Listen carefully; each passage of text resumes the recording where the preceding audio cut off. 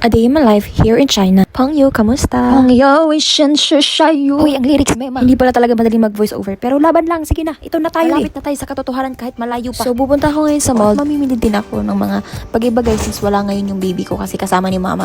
Nagsundo sa mga bata galing school. So, today, samahan niyo akong mamili sa mall and mag-stroll-stroll na rin. At kung curious kayo, kung magkano ang mga prices dito sa lugar namin, bakit 1,000 RMB is enough na for 1 month. I'll show you kung bakit nasabi ko na 1,000 RMB is enough na para sa living expense here. Just keep on watching. Let's go!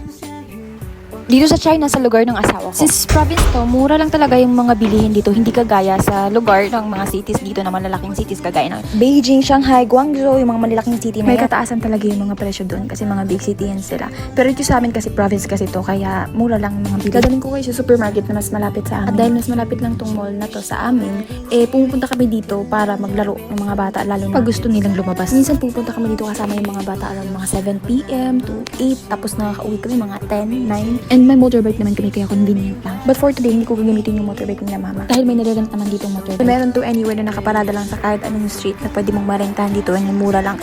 Click mo lang siya sa WeChat mo and okay na. Nahirapan pa ako maglagay ng helmet na ito at di ko lang alam kung baliktad ba yan or hindi ko alam kung ano ba talaga yan. At dahil naka-video kaya ayan, nag-helmet ako pero sa tunay na buhay, hindi talaga ako nag-helmet. Don't judge me ha, kasi minsan nakikita ko yung mga tao dito hindi naman gaano nagagamit ng helmet. Lalo na pag yung gamit nila. Tsaka malapit lang din naman ang pupuntahan ko kaya minsan hindi na talaga ako nag-helmet. Pero dapat talaga safety is first and use helmet when you drive. Alam niyo ba, mas mahal pa ngayon pupuntahan natin ngayon kaysa sa mga public market nila dito.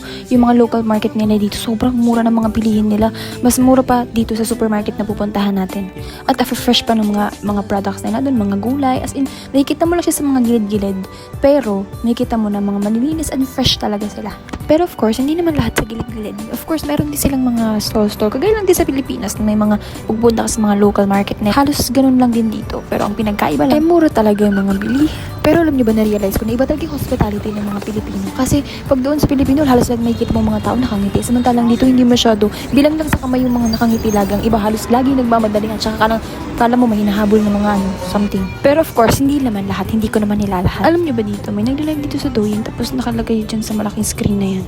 Tapos hindi ko lang alam yung trip niya. Bakit kailangan pa dyan sa malaking screen na yan nakalagay siya tapos nagla-live siya. Hindi ko lang ng trip nun. So anyways, ayun, papasok na tayo sa mall and kita niyo naman, hindi naman siya ganun kalaki pero 4 na floor siya and may basement din siya. At saka yung basement is ando doon yung supermarket. At ang pinakababa ng supermarket is ang parking lot. Yung malaking space na nasa gitna is minsan may mga event dyan, may mga pa-contest, mga bata. Tapos puro lang naman Chinese ang mga song nila kaya hindi ko rin naman maintindihan. Kaya ngayon, punta na tayo sa supermarket. Hindi ko na kayo iikot dito dahil usual lang naman to na mall.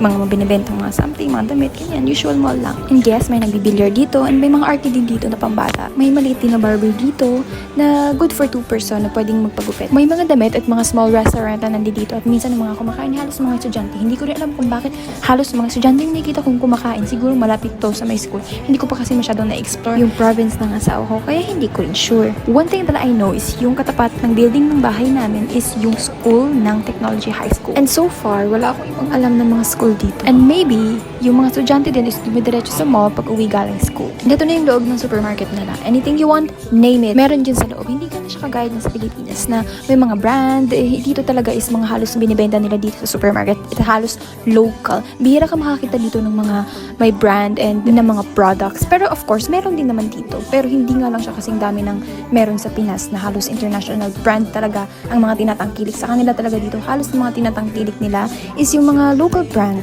Yun din naman ang kagandahan dito. And kaya din siguro mura yung mga bilihin nila dito kasi nga halos mga local brand ang binibenta dito. Isingit ko lang tong shampoo na to ng L'Oreal at saka ng treatment niya. Sobrang dami ko talagang balakubak pagkatapos kumanak. And ito lang yung shampoo na yon na nakapagtanggal ng mga balakubak ko as in. Tanggal. As in, wala na akong balakubak ngayon. Hindi ko lang alam kung meron ba dyan sa Pinas. So yun, share ko lang naman siya. So yung part na to dito is mga drinks nila, mga wine, mga alak.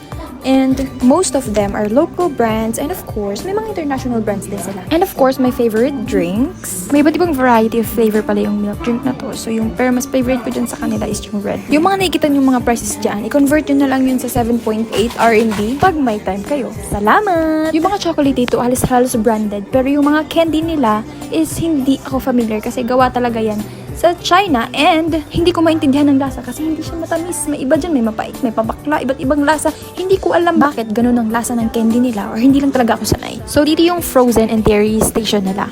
And pag dumako tayo sa banda doon yung may kita yung fruits, vegetables, seafoods, and meat. Pag kinonvert nyo tong durian na to sa peso is nasa mga 200 siya, which is expensive kaysa dun sa local market nila. Kaya si mama, bihira lang talaga siya namimili dito pagdating sa fruits and vegetables kasi kadalasan doon talaga siya namimili sa local market nila. Ang angas lang ng black na babing naghahatid at nagbibigay ng orders sa mga customers. So yun, di naman ako nagtagal dyan kasi wala naman din akong pinili dyan at naikot-ikot lang ako pagkatapos nagbayad na ako and ito yung favorite ko na part.